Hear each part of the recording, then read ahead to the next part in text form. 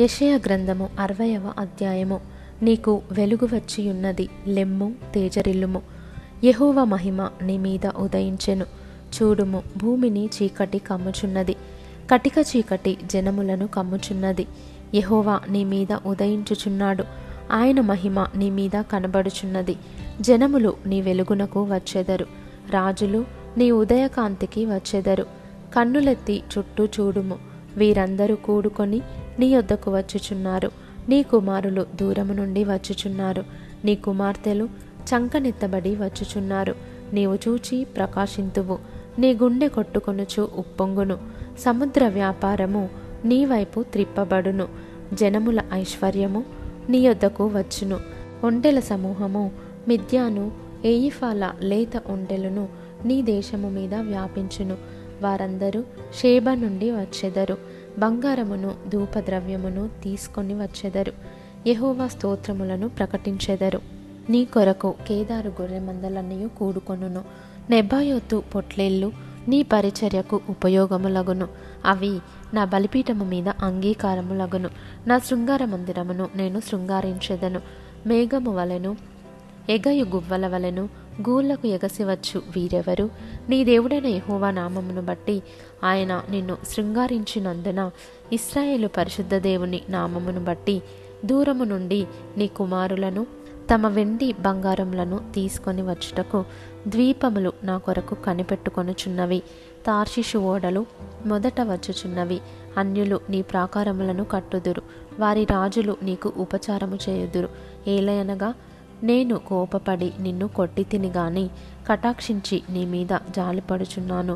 నీ యొద్దకు జనముల భాగ్యము తేబడునట్లు, వారి రాజులు జయోత్సవముతో రప్పింపబడినట్లు నీ ద్వారములు రాత్రింబగళ్ళు వేయబడక నిత్యము తెరవబడి యుండును. నిన్ను సేవింపనొల్లని జనమైనను రాజ్యమైనను నిలువదు. అట్టి జనములు నిర్మూలము చేయబడును. నా పరిశుద్ధాలయపు అలంకారము నిమిత్తమై లెబానోను శ్రేష్టమైన దేవదారు వృక్షములను, సరళ వృక్షములను, గొంజి చెట్లను నీ యొద్దకు తేబడును. నేను నా పాదస్థలమును మహిమపరచెదను. నిన్ను బాధించిన వారి సంతానపు వారు నీ ఎదుటికి వచ్చి సాగిలపడెదరు.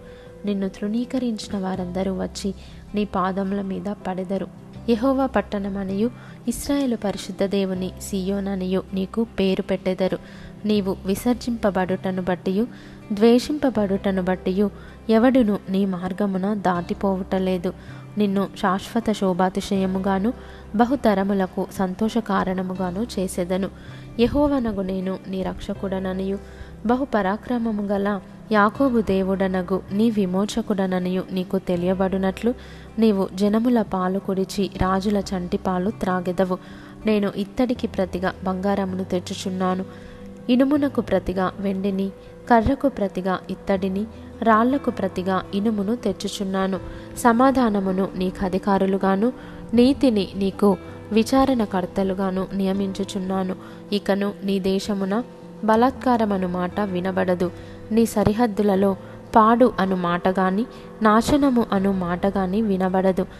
రక్షణయే నీకు ప్రాకారములనియు, ప్రఖ్యాతియే నీ గుమ్మములనియు నీవు చెప్పుకొందువు.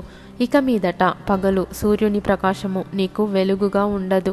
నీకు వెలుగిచ్చుటకై చంద్రుడు ఇకను ప్రకాశింపడు.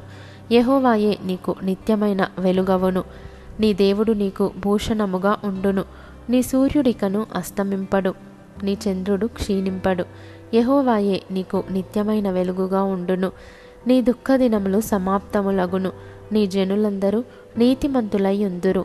నన్ను నేను మహిమపరచుకొనున్నట్లు వారు నేను నాటిన కొమ్మగాను నేను చేసిన పనిగాను ఉండి దేశమును శాశ్వతముగా స్వతంత్రించుకొందురు. వారిలో ఒంటరి అయిన వాడు 1000 మంది యగును, ఎన్నిక లేనివాడు బలమైన జనమగును. యెహోవానగు నేను తగిన కాలమున ఈ కార్యమును త్వరపెట్టుదును.